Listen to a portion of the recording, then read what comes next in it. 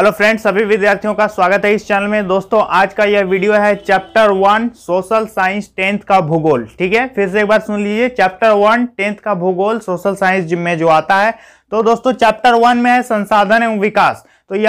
तो दोस्तों इसका आप सिलेबस देख चुके होंगे कि सिलेबस चैप्टर 1 में कुछ नहीं आएगा, सिर्फ एक दो चीज आएगा, बाकी पूरा चैप्टर ही हट गया है। तो चैप्टर 1 से आप लोगों का क्या हटा है, क्या आने वाला है, यहाँ पर ध्यान दीजिएगा। जैसा कि आप सभी को स्क्रीन में दिख रहा होगा दोस्तों, ये है चैप्टर 1 का सिलेबस और इस पे क्या आएगा क्या नहीं आएगा आप सभी को दिख रहा है। तो दोस्तों मैं यहाँ क्लियर कर दूं कि चैप्टर 1 से आप लोगों का लगभग 90% कट है, 10% में थोड़ा बहुत आएगा। कि जैसे कि देख सकते हैं, सिर्फ आप लोगों को पढ़ना है संसाधन। संसाधन क्या है, किसे कहते हैं, एक दो उदाहरण दे दीजिएगा। और संसाधन का प्रकार बहुत तरह का होता है। जैव संसाधन है, अजैव संसाधन, उत्पत्ति के आधार पर, स्वामित्व के आधार पर, विकास के स्तर के आधार पर, तो कई प्रकार के संसाधन होते हैं। तो यहां पर देख सकते हैं संसाधनों के प्रकार से क्या क्या हटा है। संसाधनों का प्रकार उत्पत्ति के आधार पर नहीं आएगा, स्वामित्व के आधार पर नहीं आएगा, इस पे व्यक्तिगत, सामुदायिक, राष्ट्रीय, अंतरराष्ट्रीय जो भी है, विकास के स्तर पर के आधार पर ये भी नहीं आएगा। संसाधनों का विकास ये नहीं आएगा। संसाधन नियोजन ये भी नहीं आएगा। भू संसाधन, भूमि उपयोग, भूमि निम्नीकरण और संरक्षण का उपाय, मृदा संसाधन, मृदा कितने प्रकार का होता है, काली मिट्टी, लाल मिट्टी, लेटराइट मिट्टी, मरुस्थली मिट्टी, वन मृदा, ये सब कुछ नहीं आएगा। ठीक है, और मृदा अपर्दन और संरक्षण ये भी नहीं आएगा। तो आएगा क्या इस चैप्टर से, सिर्फ इतना आएगा कि संसाधन क्या है। संसाधन कहते किसको है, प्रत्येक वस्तु जो हमारी जरूरत को पूरा करे, प्रत्येक वस्तु जो मानवीय आवश्यकता की पूर्ति करता हो, उसको संसाधन कहते हैं। ये क्लियर हो गया चैप्टर 1 से।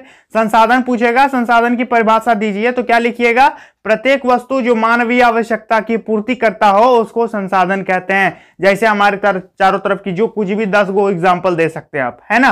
तो संसाधन यहां समझ गए, संसाधन का एग्जाम्पल भी दे दीजिएगा। अब संसाधन का प्रकार तो मैंने बताया कि बहुत सारा प्रकार होता है, लेकिन आप लोगों का एग्जाम में सिर्फ ये आएगा केवल समाप्यता के आधार पर, कि समाप्यता के आधार पर कितने संसाधन होते हैं। तो दो संसाधन होता है, एक होता है नवीकरणीय संसाधन और दूसरा होता है अनवीकरणीय संसाधन। एक को कहते हैं रिन्यूएबल रिसोर्स और दूसरे को कहते हैं non renewable resource.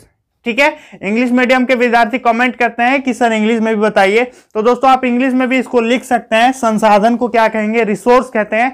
Everything that can be used to fulfil our needs is called resource. Okay, तो यहां पर बहुत सारा टाइप है रिसोर्स का, लेकिन यहां पर जो है उसका एंडिंग के बेसिस पे जो संसाधन है दो टाइप का है, एक रिन्यूएबल रिसोर्स और दूसरा है नॉन रिन्यूएबल रिसोर्स। एक ऐसा संसाधन जो उसको हम रिन्यू कर सकते हैं और दूसरा है उसको रिन्यू नहीं किया जा सकता है। तो नवीकरणीय संसाधन की परिभाषा क्या लिखेंगे कि वैसे संसाधन जिसका एक बार उपयोग करने के बाद उसे पुनः उपयोग में लाया जा सकता है, उसको क्या कहेंगे, नवीकरणीय संसाधन कहेंगे। यानी वो एक बार यूज करने के बाद खत्म हो जाएगा, तो भविष्य में हम उसको बना भी सकते हैं। ठीक है, उसको प्रोड्यूस कर सकते हैं, उसको रिन्यू कर सकते हैं। तो वैसे संसाधन को क्या कहते हैं, रिन्यूएबल रिसोर्स। जैसे कि पेड़ पौधे, उसको फिर से लगाया जा सकता है ना, तो इसको रिन्यूएबल रिसोर्स कहेंगे। लेकिन नॉन रिन्यूएबल रिसोर्स क्या है, सेम उसका उल्टा लिख देंगे। वैसे संसाधन जिसका एक बार उपयोग करने के बाद वो भविष्य के लिए हमेशा के लिए खत्म हो जाता हो, उसको फिर से रिन्यू करना संभव नहीं है, उसको क्या कहेंगे, अनवीकरणीय संसाधन कहते हैं, नॉन रिन्यूएबल रिसोर्स कहते हैं। जैसे कि कोयला,